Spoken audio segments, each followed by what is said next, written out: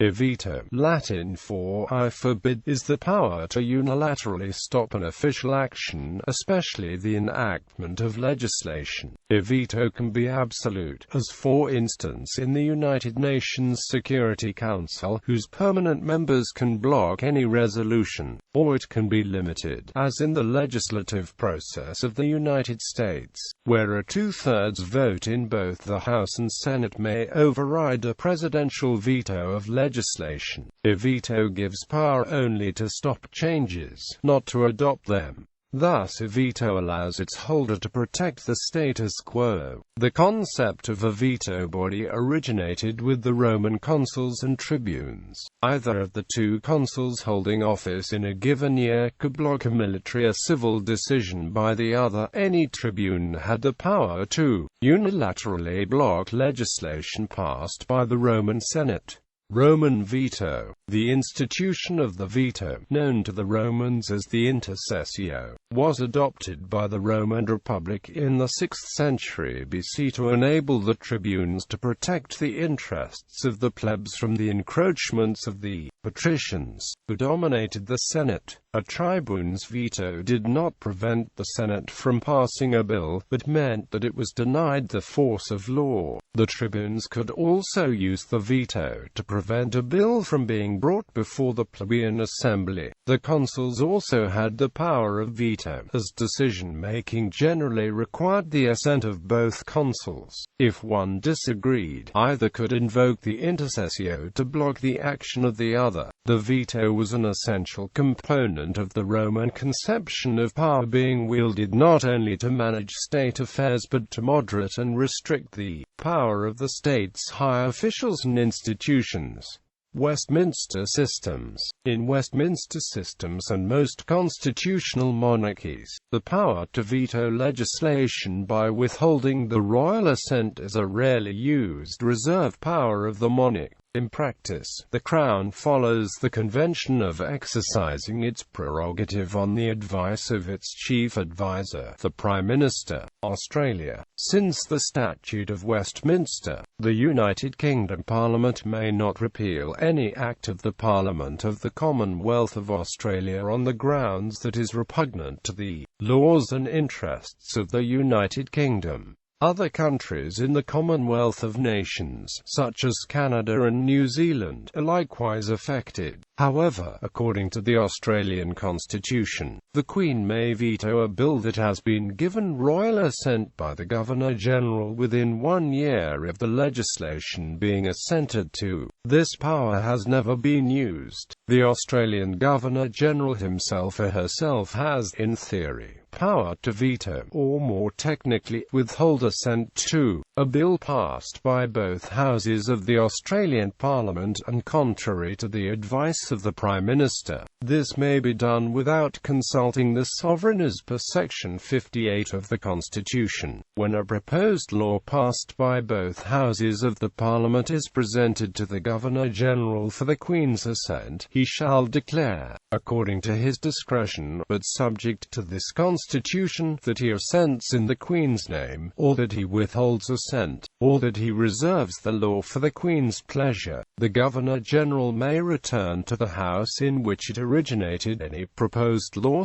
presented to him, and may transmit therewith any amendments which he may recommend, and the Houses may deal with the recommendation. This reserve power is, however, constitutionally arguable, and it is difficult to foresee an occasion when such a power would need to be exercised. It is possible that a Governor-General might so act if a bill passed by the Parliament was in violation of the Constitution. One might argue, however, that a government would be hardly likely to present a bill which is so open to rejection. Many of the viceregal reserve powers are untested, because of the brief constitutional history of the Commonwealth of Australia, and the observance of the convention that the head of state acts upon the advice of his or her chief minister. The power may also be used in a situation where the Parliament, usually a hung Parliament, passes a bill without the blessing of the executive. The Governor-General, on the advice of the executive, could withhold consent from the bill, thereby preventing its passage into law. With regard to the 6 governors of the states which are federated under the Australian Commonwealth, a somewhat different situation exists. Until the Australia Act 1986, each state was constitutionally dependent upon the British Crown directly. Since 1986, however, they are fully independent entities, although the Queen still appoints governors on the advice of the state head of government, the Premier, so the Crown may not veto any act of a state governor or state legislature. Paradoxically, the states are more independent of the Crown than the federal government and legislature. State constitutions determine what role a governor plays.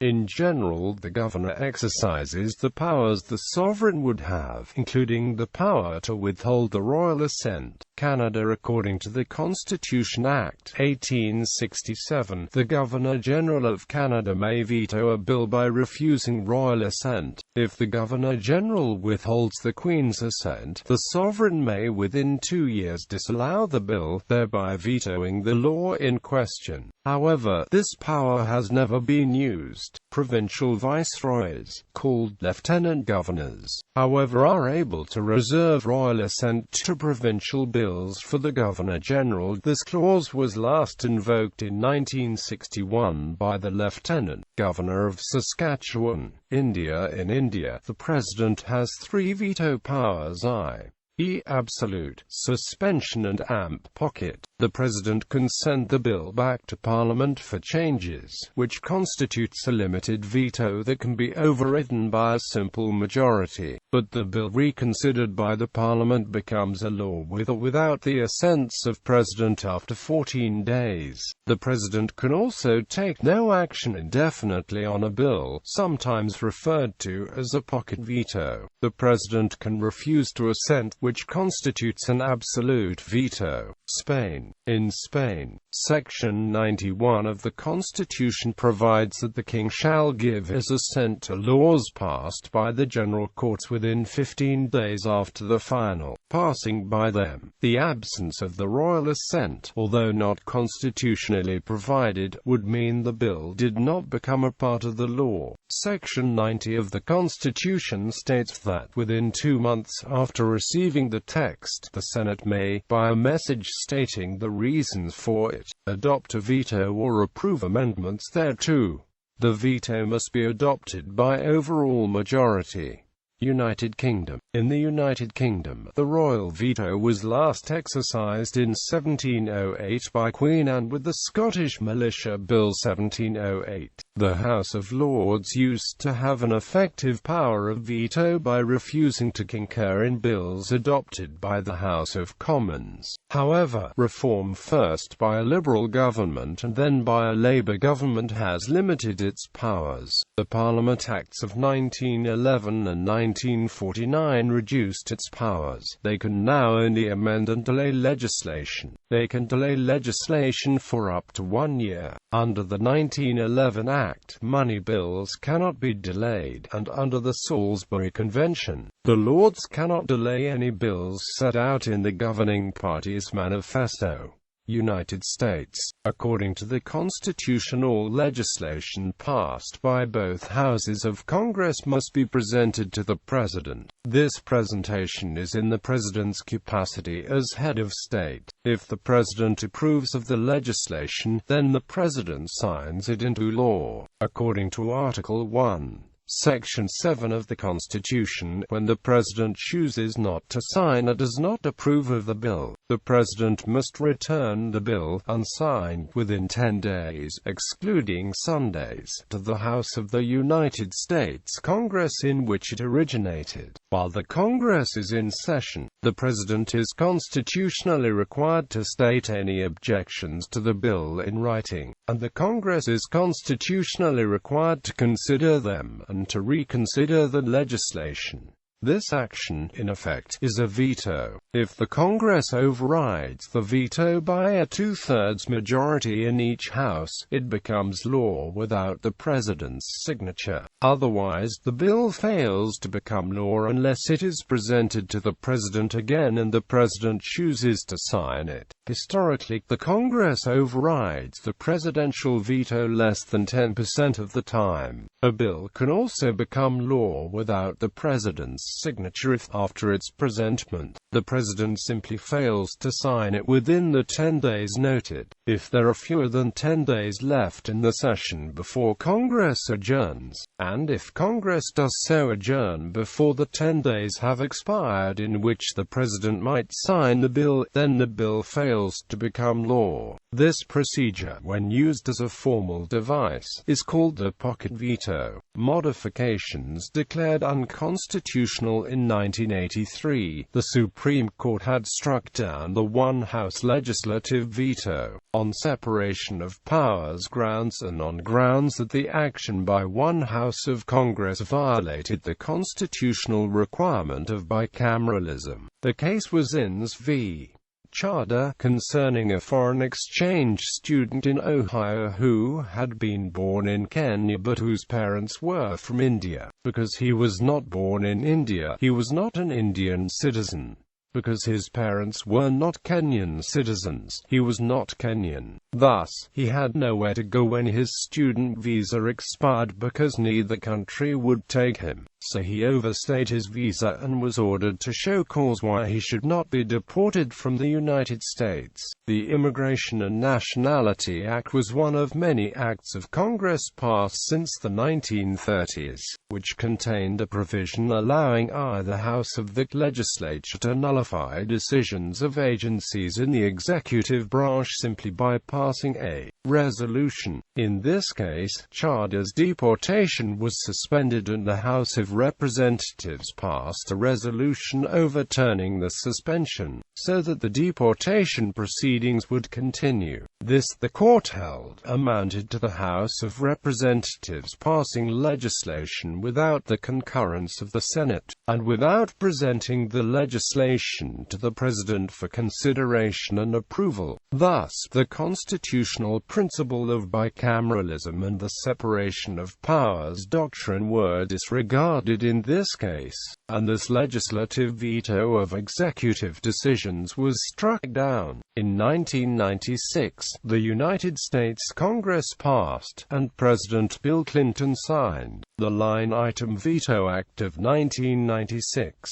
This act allowed the president to veto individual items of budgeted expenditures from appropriations bills instead of vetoing the entire bill and sending it back to the Congress. However, this line item veto was immediately challenged by members of Congress who disagreed with it. In 1998, the Supreme Court declared the line item veto unconstitutional. The court found the language of the Constitution required each bill presented to the President to be either approved or rejected as a whole, an action by which the President might pick and choose which parts of the bill to approve or not approve amounted to the President acting as a legislator instead of an executive and head of state, and particularly as a single legislator acting in place of the entire Congress, thereby violating the separation of powers doctrine. In 2006, Senator Bill Frist introduced the Legislative Line Item Veto Act of 2006 in the United States Senate, rather than provide for an actual legislative veto. However, the procedure created by the Act provides that, if the President should recommend rescission of a budgetary line item from a budget bill he previously signed into law, a power he already possesses, pursuant to U.S. Const. Art. 2, the Congress must vote on his request within 10 days. Because the legislation that is the subject of the President's request was already enacted and signed into law, the vote by the Congress would be ordinary legislative action, not any kind of veto, whether line item, legislative or any other sort. The House passed this measure, but the Senate never considered it, so the bill expired and never became law. Early history and intent of the framers. During the Constitutional Convention, the veto was routinely referred to as a revisionary power. The veto was constructed not as an absolute veto, but rather with limits, such as that Congress can override a veto, and that a president must state their objections in writing. These limits would have been important in the minds of the founders, given that in Britain the monarch retained an absolute veto. Further, as Elbridge Gerry explained in the final days of the convention, the primary object of the revisionary check of the president is not to protect the general interest, but to defend his own department. During the Constitutional Convention, the framers overwhelmingly rejected 3 proposals for an absolute veto.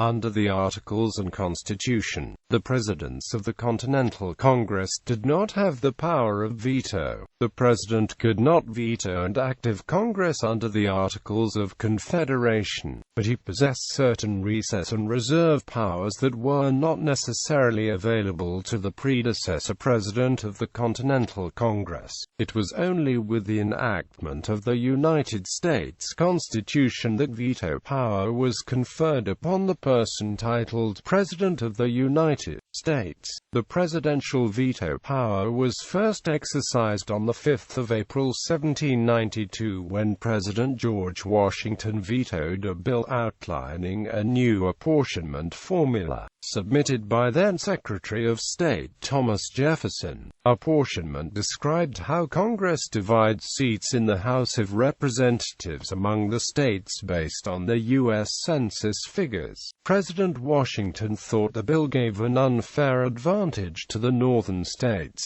The Congress first overrode a presidential veto on the 3rd of March 1845. U.S. states, veto powers, and override authority. All U.S. states also have a provision by which legislative decisions can be vetoed by the governor. In addition to the ability to veto an entire bill as a package, many states allow the governor to exercise specialty veto authority to strike or revise portions of a bill without striking the whole bill. A mandatory veto allows a governor to amend bills that have been passed by the legislature. Revisions are subject to confirmation or rejection by the legislature. Line item veto allows a governor to remove specific sections of a bill that has been passed by the legislature. Deletions can be overridden by the legislature. Pocket veto: any bill presented to a governor after a session has ended must be signed to become law. A governor can refuse to sign such a bill and it will expire.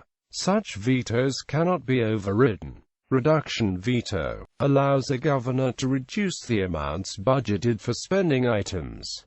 Reductions can be overridden by the legislature. Package veto allows a governor to veto the entire bill.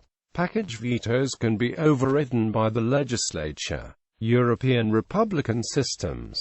Presidential veto. Many European republics allow some form of presidential veto on legislation, which may vary, according to the constitutional form or by convention. These include France, Italy, Portugal, the Republic of Ireland, Latvia, Lithuania, Ukraine, and Hungary. The President of Austria has no veto power, but signs bills into law. The President of Iceland may refuse to sign a bill, which is then put to universal adult suffrage. This right was not exercised until 2004 by President Olaf Ragnar Grimsson, who has since refused to sign 2 other bills. The first bill was withdrawn, but the latter 2 resulted in referenda. The President of France has only a very limited form of suspensive veto. When presented with a law, he or she can request another reading of it by the Assembly, but only once per law. Aside from it, the President can only refer bills to the Constitutional Council. The President of Hungary has two options to veto a bill: submit it to the Constitutional Court if he suspects that it violates the Constitution, or send it back to the Parliament and ask for a second debate and vote on the bill. If the court rules that the bill is constitutional or it is passed by the Parliament again, respectively, the President must sign it. The President of Ireland may refuse to grant assent to a bill that he or she considers to be unconstitutional, after consulting the Council of State. In this case, the bill is referred to the Supreme Court, which finally determines the matter. This is the most widely used reserve power. The President may also, on request of a majority of Shanna therein and a third of Dáil Éireann, after consulting the Council of State, decline to sign a bill of such national importance that the will of the people thereon ought to be ascertained in an ordinary referendum or a new Dáil reassembling after a general election held within 18 months. This latter power has never been used because the government of the day almost always commands a majority of the Shanna, preventing the third of the Dáil that usually makes up the opposition from combining with it. The President of Italy may request a second deliberation of a bill passed by Parliament before it is promulgated. This is a very weak form of veto, as the Parliament can override the veto by an ordinary majority.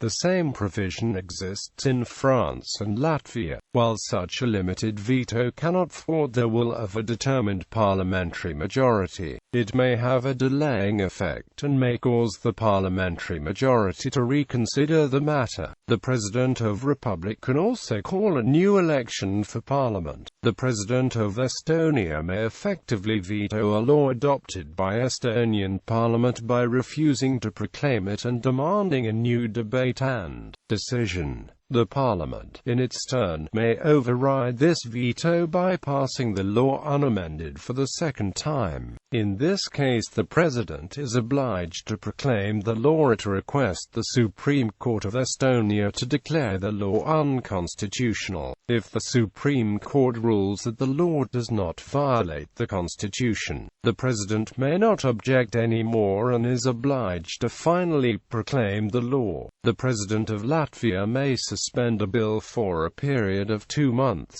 during which it may be referred to the people in a referendum if a certain number of signatures are gathered. This is potentially a much stronger form of veto, as it enables the President to appeal to the people against the wishes of the Parliament and government. The President of Poland may submit a bill to the Constitutional Tribunal if he suspects the bill is unconstitutional, or send it back to the Sejm for a second voting. If the tribunal says that the bill is constitutional, or if Sejm passes it by at least 3/5 of the votes, the President must sign the bill. The President of Portugal may refuse to sign a bill or refer it, or parts of it, to the Constitutional Court. If the President refuses to sign bill without it being declared unconstitutional, the Assembly of the Republic may pass it again, in which case it becomes law. The President of Ukraine may refuse to sign a bill and return it to Parliament with his proposals. If the Parliament agrees on his proposals, the President must sign the bill.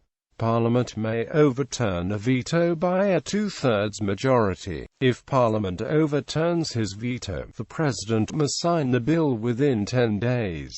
Liberum veto. In the Constitution Poland of the Polish-Lithuanian Commonwealth in the 17th and 18th centuries, there was an institution called the liberum veto. All bills had to pass the Sejm or Seimas by unanimous consent, and if any legislator voted nay on anything, this not only vetoed that bill but also dissolved the legislative session itself. The concept originated in the idea of Polish democracy, as any Pole of noble extraction was considered as good as any other, no matter how low or high his material condition might be. It was never exercised, however, under the rule of the strong Polish royal dynasties, which came to an end in the mid-17th century. These were followed by an elective kingship. As might be expected, the more and more frequent use of this veto power paralyzed the power of the legislature and, combined with a string of weak figurehead kings, led ultimately to the partitioning and the dissolution of the Polish state in the late 18th century.